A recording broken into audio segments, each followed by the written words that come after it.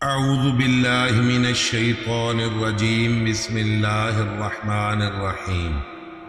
السلام علیکم ورحمۃ اللہ وبرکاتہ۔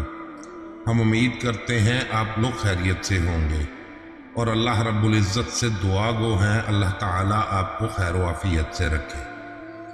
دوستو، آج جو ویڈیو لے کر میں آپ کے سامنے حاضر ہوں، اس ویڈیو کے اندر میں آپ لوگوں کو یہ بتاؤں گا کہ جادو کا علاج خود کیا جا سکتا ہے۔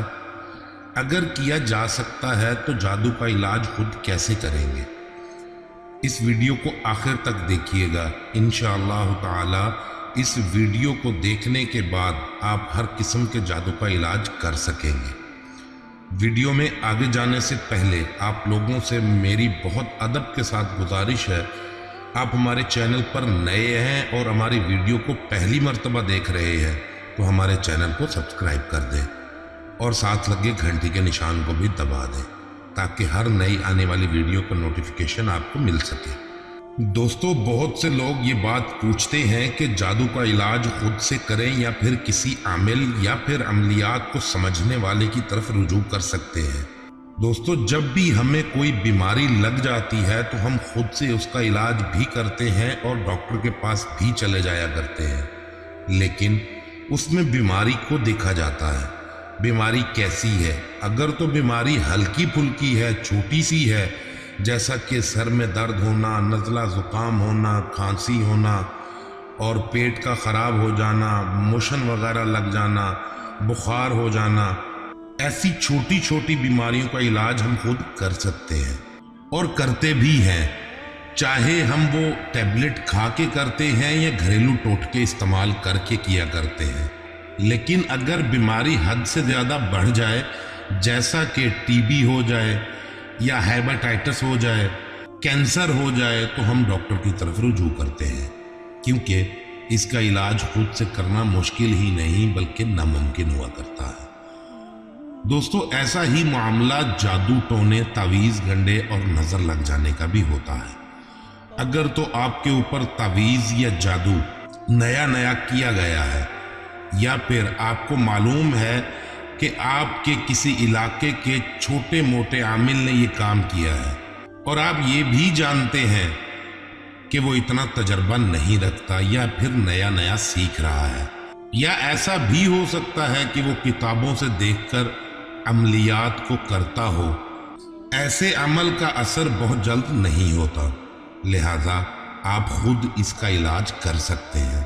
لیکن اگر یہی جادو ٹونا پرانا ہو گیا ہو، جیسا کہ بعض لوگوں کو 1 سے 10 سال کے اندر جا کر پتہ چلتا ہے یا پھر ان کو احساس ہوتا ہے کہ ہمارے ساتھ کچھ ایسا ہوا ہے جس سے ہماری بربادی ہو رہی ہے، اور اگر آپ کے اوپر تعویذ اور جادو وغیرہ کسی ماہر جادوگر سے کروایا گیا ہے، پھر آپ لوگوں کو کسی عامل کی طرف ہی جانا چاہیے اور عامل سے ہی رابطہ کرنا چاہیے۔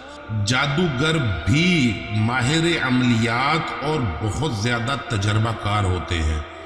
جادوگر شیطانوں سے کام لیتے ہیں اور ان سے کام لینے میں مہارت رکھتے ہیں۔ جو جادوگر شیطانوں سے کام لینے میں مہارت رکھتا ہوگا وہ اتنا ہی زیادہ خبیث اور لعین ہوگا جتنا زیادہ کہ وہ شیطان ہوتا ہے۔ ماہر جادوگر کو سمجھنے کی ضرورت ہوتی ہے، یہ سب ایک ماہر عامل ہی سمجھ سکتا ہے۔ ان ماہر جادوگروں کے پاس جو جنات ہوتے ہیں وہ بھی بہت خبیث قسم کے ہوتے ہیں، شیطان کی اولاد میں سے ہوتے ہیں، ان پر قابو پانا تھوڑا سا مشکل ہوتا ہے۔ اگر تو طبیعت میں تھوڑا سا ٹھہراؤ موجود ہے، یہ اس چیز کی نشانی ہے کہ جادو کا اثر ابھی کم ہے، اور ایسے میں اگر آپ خود علاج کریں گے تو انشاءاللہ یہ ختم ہو جائے گا اور آپ کی جان اس سے چھوٹ جائے گی۔ اور اگر ایسا ہے کہ آپ کی زندگی اجیرن ہو چکی ہے، مرنے کو جی چاہتا ہے، اب آپ کو کسی ماہر عامل کے پاس جانا چاہیے۔ اس کے لیے آپ کو کتنی ہی دور کیوں نہ جانا پڑے، اگر آپ کو کوئی بھی جسمانی بیماری ہو تو آپ بہت سے شہروں میں طرح طرح کے ڈاکٹرز کے پاس جاتے ہیں۔ عامل بھی ایک ڈاکٹر ہوا کرتا ہے جو کہ روحانی علاج کرتا ہے۔ سخت ترین جادو کا اگر علاج آپ خود کریں گے بعض اوقات ایسا ہوتا ہے کہ خود سے علاج کرنے کے لیے بہت ساری ہمت اور طاقت چاہیے ہوتی ہے، جو جادو اور تعویذات کی وجہ سے انسان میں ختم ہو چکی ہوتی ہے۔ یہاں پر ایک بات یہ بھی یاد رکھیے گا کہ جسم کے ہر درد کا علاج پیناڈول نہیں ہوا کرتی ہے۔ ایسا ضرور ہوتا ہے کہ پیناڈول سے وقتی آرام آ جاتا ہے، لیکن بیماری جڑ سے ختم نہیں ہوتی۔ عملیات کی دنیا میں بھی ایسا ہی ہوا کرتا ہے۔ سب سے پہلے جادو کا تعین کرنا پڑتا ہے کہ آپ کے اوپر کس قسم کا جادو کیا گیا ہے، اور ہر جادو کا مختلف علاج ہوا کرتا ہے۔ کچھ جادو جو عام طور پر کیے جاتے ہیں ان کا ذکر آپ کے سامنے کر دیتا ہوں۔ مثلا میاں بیوی کو جدا کرنے کا جادو، شادی اور رشتوں کی بندش کا جادو، محبت میں کمی کا سحر، کاروبار تباہ کرنے کا جادو، انسانی جسم کو مفلوج کرنے کا جادو، ملازمت ختم ہو جانے کا جادو، ان سب کے علاج مختلف ہوا کرتے ہیں۔ دوستو، بہت سے لوگ جادو وغیرہ کو سرے سے مانتے ہی نہیں ہیں اور اس کو ایک نفسیاتی مسئلہ سمجھ کر اپنے دل کو تسلی دیتے رہتے ہیں، لیکن ایسا نہیں ہے۔ جادو اور جنات کا ذکر تو قرآن حکیم فرقان مجید میں موجود ہے۔ اگر آپ کو ایسا محسوس ہو کہ آپ کے اوپر سخت ترین جادو کیا گیا ہے تو آپ کسی اچھے عامل سے رابطہ کریں۔ ماہر عامل سب سے پہلے جادو کی قسم کو دیکھے گا، وہ کس قسم کا جادو کیا گیا ہے، اور پھر اس بات کو بھی دیکھے گا کہ جادو کس چیز پر کیا گیا ہے۔ جیسا کہ میں پہلے عرض کر چکا ہوں کہ بہت سے جادو بہت سی قسموں کے ہوا کرتے ہیں۔ عامل اپنی مہارت سے دیکھے گا کہ آپ پر کس قسم کا جادو کیا گیا ہے۔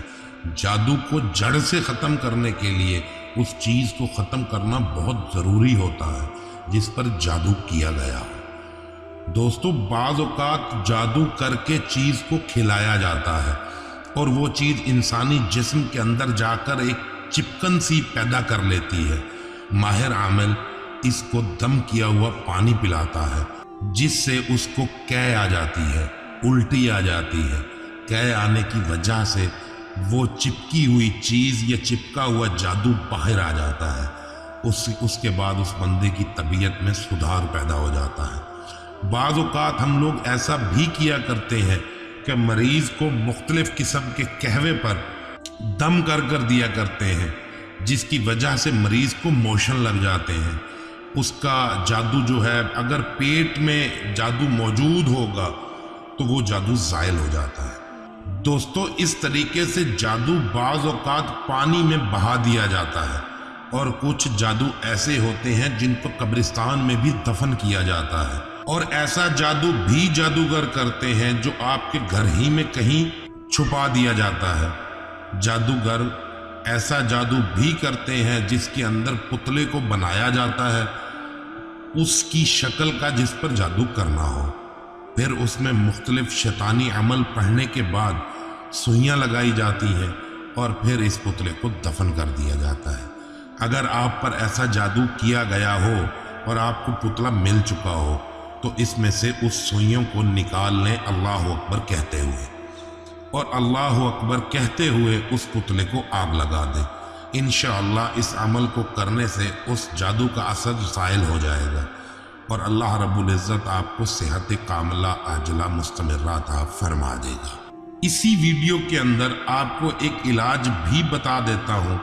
اگر آپ ان چیزوں سے بچنا چاہتے ہیں تو آپ منزل کو صبح اور شام پڑھنے کا معمول بنا لیں۔